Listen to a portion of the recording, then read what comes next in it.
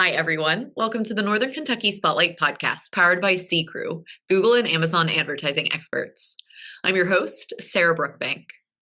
Today on the podcast, we are joined by Gretchen Ramstetter of Cancer Support Community of Greater Cincinnati and Northern Kentucky, and Steve Emerson of Emerson's Bakery. Now let's go meet our members of the week, hear from our podcast sponsor, and I'll be back with this week's guests. Ranking on Google search and maps is easy to understand, but hard to do. It requires constant effort and attention, uploading new photos, responding to Google reviews, writing weekly posts, and checking suggested updates. Google listing optimization takes experience and time, and there are no shortcuts. CKREU gives your Google My Business account the steady, consistent attention it needs to be effective, optimizing, updating, and expanding critical content every single week. From local retail stores to large regional networks, CKREU generates content, establishes benchmarks, and creates dramatic, measurable increases in engagement. So what can CKREU do for your business? More calls, more clicks, more clients.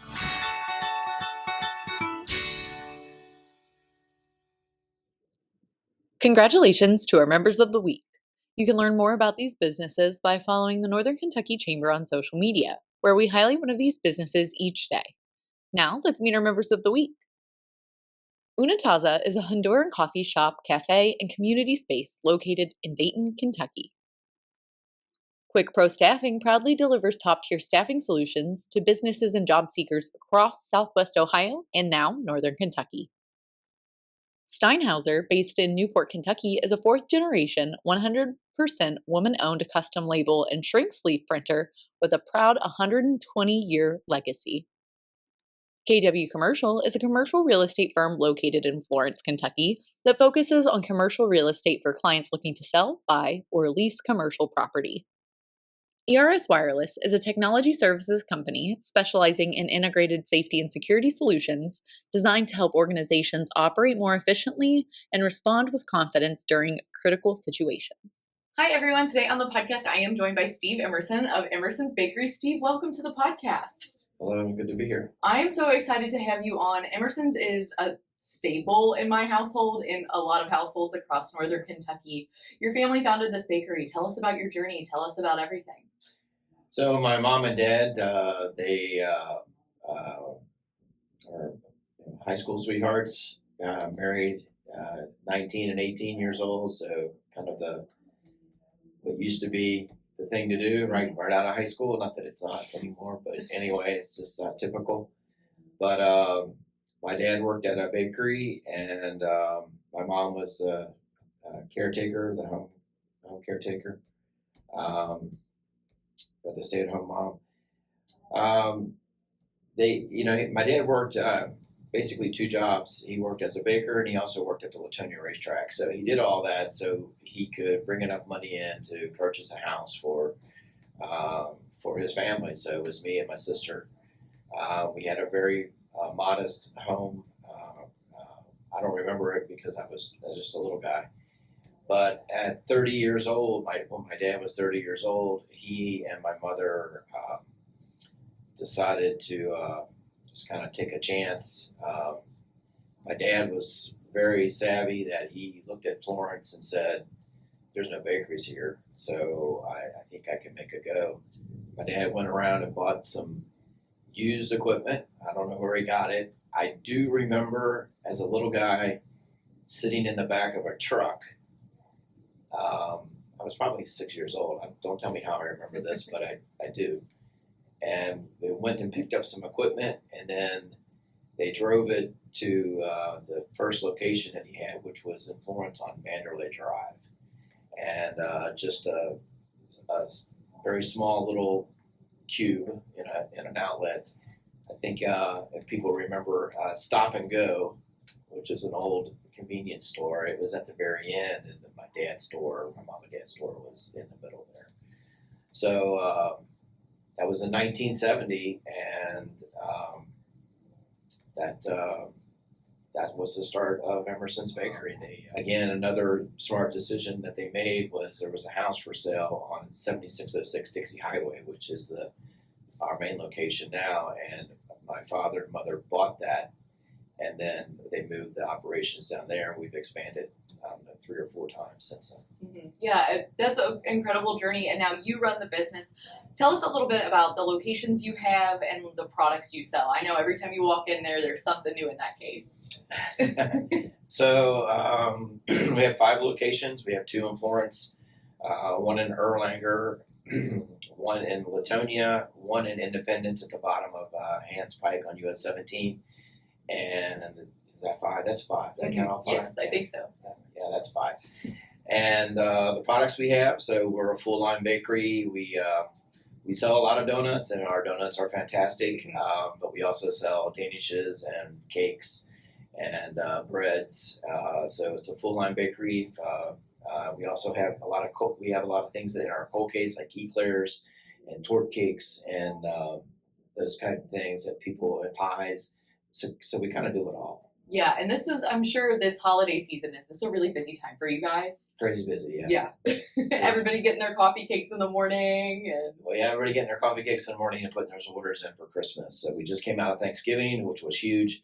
We had another successful Thanksgiving. The Northern Kentucky customer base supports us well, and we certainly do appreciate that. And we're just 2 weeks away from Christmas. So when I leave here, I got to go run. So. Yeah. When's the drop dead last day people can place orders for Christmas? Because we're going to sneak you in right before the holiday. Yeah. I think the Tuesday before Christmas Eve, the Tuesday before Christmas Eve will be probably right around noon. Mm-hmm. So people can put in their orders now if they'd like. But that's usually when we have to cut it off so our bakers can produce what we meet our orders and also meet the supply for our stores. Yeah, of course. And so hopefully people can get those orders in quick if they are still waiting to the last minute to get some of those in. Sure thing. One of the things that you mentioned is that across this journey that you've had, you believe that hard work pays off. Tell us what that means to you. Well, when I say that, so I just started running the business in the last 8 years. Okay, I've always been involved with the business with my mother and father. My mother is deceased now, so it's just my father and I. My father's 86. He has finally been able to let go. It was really difficult for him to let go. But the hard work that I speak of is my mom and dad's. My dad's very, very much hard work.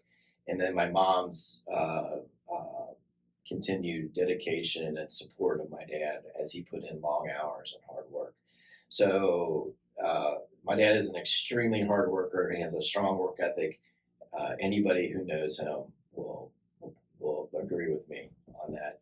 And when I say hard work pays off, it pays off because and his attention to quality, the level that he set, the bar that he set that we continue to strive to meet every day is what makes Emerson's different than any other bakery in Northern Kentucky. And there's a few.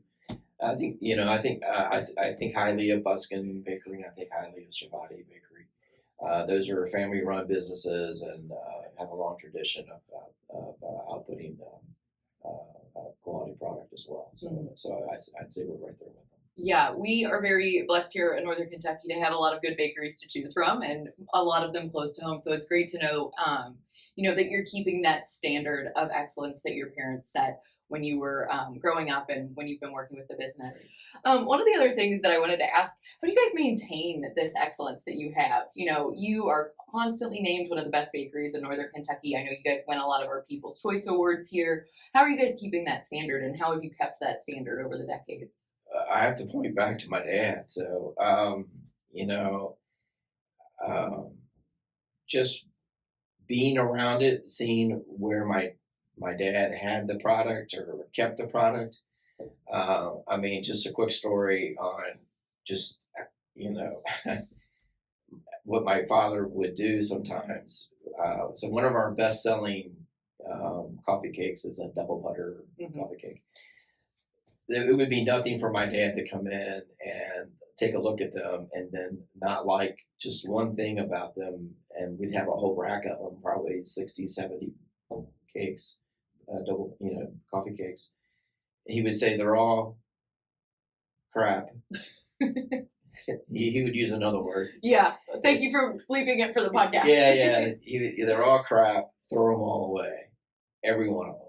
Wow. And so just because it didn't meet his level. So I think, constantly observing what comes out and giving the feedback. So I would never go up to one of our employees and say, this is crap. I would just say, I don't know that it meets where our standard is. Mm-hmm. And I'm telling you this because we've got to pull, it's a constant struggle, right? So if the center is our standard, right, and we accept something less, then that less could become our standard unless we pull it back. Mm-hmm. So I kind of preach that and tell people that, so they don't think that, he's like his old man. He's difficult to deal with, but it's all given with love. We just need to pull it back to center a little bit. So we talk about being at the center when centers are our center of excellence. Mm-hmm. So. I like that. And one of the other things I wanted to ask, this is obviously a really busy season for a lot of our small businesses, a lot of our family-owned businesses as we hustle through the holidays. When you're thinking about like the chamber membership that we have a lot of other small business owners and a lot of other people kind of running in that same space. What advice do you have for people in this time right now as we're hustling through the holiday season? Which people? Well, maybe the small business owners, if you have advice for them, and then maybe for just like the consumer, the people out here in Northern Kentucky that are living and shopping and trying to fill their homes this holiday season. Well, any small business never sleeps. That business does not sleep. And the owner and the general manager sleep very little. So I used to say they never sleep, but that'd be unhealthy. You would die, right? But you sleep very little. And because for me, my clerks arrive at the bakeries. We have the 5 locations. They're on site at 4 a.m. Mm-hmm. So, they show up. They get the stores ready to open at 5 a.m. And just remember that I had a person delivering the night before. So there's one person delivering, from 4 or 5 hours at night, 24 hours, somebody's at the bakery doing something. Anything could go wrong. An equipment breakdown, an employee calling in sick. It never sleeps. Kind of what so when I was in my 30s, I opened up Emo's Bagel Shop, and it's still in business. It's actually part of the bakery at US 42. And my father, he said something very similar to me when I was opening up that store. Again, I was only 30. I was still working as an engineer, and I had this business on the side. And he just said to me, he didn't say it never didn't sleep, but he said that business will never let up. Mm-hmm. And I think I heard what he said. I don't know that I understood what he said, but I certainly, I know now that supporting your local business is supporting somebody who constantly is striving to get an arm length away from the business, but it's difficult. Yeah, we often say that it is every duty assigned or not, for our small business owners. It's everything that can go wrong will occasionally go wrong, and you guys are the ones on call to make sure those problems get solved. Yeah, I'm the lead maintenance guy. Yeah, and I'm sure the lead almost everything else sometimes. Yeah, and I jump in and help with the bakers. I'm not afraid to, and I certainly know how to do a lot of their tasks. But I leave that up to them while I try to do some of the things that I've been doing as far as with social media, trying to write down some kind of standard operating procedures or some kind of protocols for us to follow. It's really hard to do all that because the business, like I said, it just doesn't stop. And so when you do finally catch a breath, you're like, man, do I really want to sit down and write a protocol, or do I just want to watch the Bengals? Yeah. which is comforting in these hard times when you're not doing too much. But Steve, it has been so great to have you on to talk about Emerson's. Is there anything else that you think our viewers and listeners need to know before I let you go today? Just know that when you walk into Emerson's Bakery, there's 50 years of experience there to bring a quality product, and it's family owned, family operated, and that we're dedicated to holding the bar that my mother and father established. Yeah. Well, Steve, thank you so much for your time today. It was great to have you on. I appreciate you having me. Hi, everyone. Today on the podcast, I am joined by Gretchen Ramstetter of Cancer Support Community of Greater Cincinnati and Northern Kentucky. Gretchen, welcome to the podcast. Thank you. That's a mouthful. It is a mouthful, but I'm happy to say it. I'm happy to talk about your organization. Let's jump right in. Tell us about what you guys are doing in the community. Yeah, thanks so much, and thank you for having me. We're excited. So throughout Greater Cincinnati, Northern Kentucky, and actually now Southeastern Indiana, we provide free services and support to anyone along and beyond a cancer journey. So that includes patients, survivors, caregivers, friends, family, loved ones, the bereaved, colleagues, friends, just anybody that's been touched in any way by the journey. Yeah, and that's very important. And you said you guys are serving like this whole area. You guys also have a location in Edgewood. Tell us about this Northern Kentucky spot you guys have. Our friends over at St. Elizabeth integrated us into their cancer center there, where we provide healthy lifestyle classes, cooking for wellness, support groups, education, peer-to-peer counseling, and all sorts of other goodness. Mm-hmm. And we love St. Elizabeth there. It's such a beautiful location, and being centered in Northern Kentucky, being able to provide access to that care is so important. Yeah, very important. One of the things I know that we talk about, we previously talked before ahead of this podcast, but a lot of cancer prevalence here in the Northern Kentucky and the Kentucky region. Tell us a little bit about that and why it's so important to be here. Yes. So, the rate of diagnosis continues to increase. The rate of recurrence continues to increase. And gratefully, the rate of survivorship does too. So all of those people are included in the community that we provide care to. As that number increases, it actually Kentucky, Ohio, and Indiana tend to fall in the top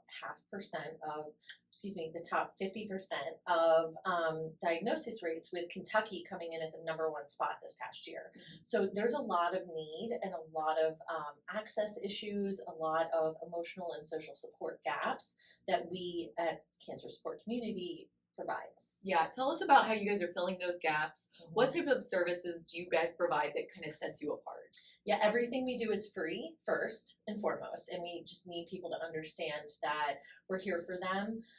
We provide over 2,000 programs a year, and those range in so many different ways, from social activities and therapeutic arts to family-focused programming to Nutrition 101, or offering referrals and resources to other support systems. But everything we do is community-based, so we do it together, based on the preface that community is stronger than cancer. Yeah, and that's so important. Like you said, you're working with these, not just the cancer patient, you are working with a full family, you're providing caregiver support. Tell us a little bit about how you guys are providing that full service of care. Yeah, we basically service the whole family the whole time, and we want to make sure that people know that we are a family-friendly organization. Some of the things that we do are specific to patients or specific to adult caregivers, but a lot of the times everything we do, you're welcome to bring, all ages, because we truly believe that along this journey, it's not just the patient and the caregiver in a bubble, right? Mm-hmm. And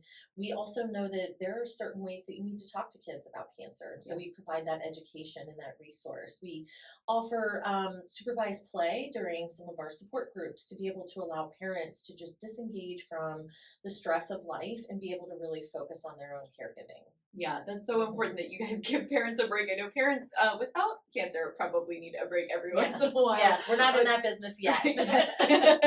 But so one of the things that I know you want to talk about is how you guys are providing support for caregivers. That's really essential. Tell us a little bit about that specifically. Yeah, so we're coming off of November, which is Caregiver Awareness Month, and we always just try and shine the spotlight, not just in the month of November, but throughout the entire year, on the needs of caregivers. And data and science show that when you're caregiving for a loved one, your levels of stress, anxiety, and depression can often be higher than the patients themselves.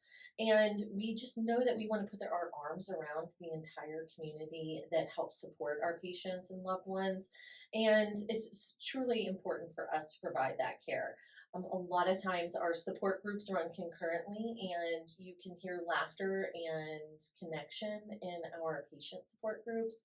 And next door in the caregivers, there's not as much laughter. There's a lot more stress and a lot more care that they're providing in all kinds of different ways in their life that just creates more and more pressure on them. So we're there to relieve that and help support in any way we can. Yeah, and that's so important, providing that care for the full family and everyone involved. And one of the things you mentioned, it's free programming. Mm-hmm. Tell us how you guys make that happen. Yeah, free, but not without a cost, obviously. So we have about $1 million operating budget, and really so much of that, almost all of it, is directly towards pushing programming out into the community. And again, as I mentioned, we try and break down as many barriers to the care as possible, which means that there's no financial burden. We take our programming out into the community, so you'll not just find us in Edgewood, but out in rec centers and churches and libraries all throughout Kentucky. And really breaking down that distance or travel barrier. And then, we really just want to make sure that people understand that we are funded through the generosity of others, 100% by philanthropy, which means that that's individuals and companies coming alongside of what we do in investing. We have a lot of grant funding partners that provide care and support and larger gifts, and maybe specifically towards individual programs. And then we also have Legacy's Upscale Resale Store, which is located in Hyde Park, and it's our social enterprise. So it's a donation and consignment store where you can go and shop and find treasures that help fund hope. Oh, I love that. I had no idea about that. So that is a fun little side hustle, not a side hustle, side funding mechanism for you guys. Yeah. One of the things I did want to ask too, how can people get involved? How can people support cancer support community? Yeah, thank you for asking that. It's such a big question. Yeah. We are a small team of 7 amazing and powerful women, don't get me wrong, but we're doing a lot. And our service area goes from Greater Dayton down to Grant County and all the way over to the east side and then again to the west side. So, we're reaching into southeastern Indiana, as I mentioned earlier. And so it's a big footprint for us to be covering. We need volunteers. We always would love for people and teams and companies to come alongside of us with either man and woman power, talent, or in-kind donations as well for services and support. We obviously are also always looking for investors in our work, whether that's to just get involved and learn more and advocate what we're doing on a larger level, or to help support financially the work that we do. But I would say that going to mycancersupportcommunity.org first and foremost to learn more about how to get involved in all those ways is key, or reach out to me directly. We're always looking for assistance in all of our locations for volunteering, as well as at Legacies, which is staffed by a very small team and then powered by 100 volunteers. Wow. So we're always looking for friends to come alongside of what we're doing. And we're always looking for good connections out in the community, other like-minded people or nonprofits or community organizations that people think we should collaborate with. Yeah, that's very important. And that's one of the best things I think about Greater Cincinnati in general is we all do work together. That's one of the best things we hear at the Chamber all the time about how all of our nonprofits work together and our businesses are working together. So hopefully we can get you some extra connections here. Love that, yes. Through the Chamber. But Gretchen, it's been so great to talk with you today. Is there anything I didn't ask, anything you think our members need to know about cancer support community?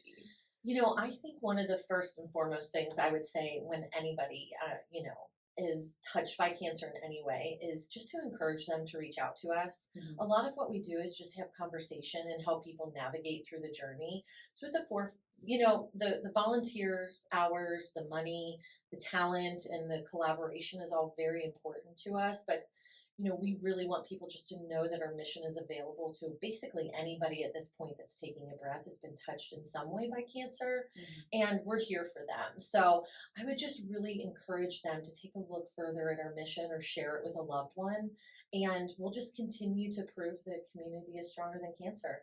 Yeah. Well, Gretchen, thank you so much for your time today. It was great to have you on the podcast. Appreciate you. Thanks.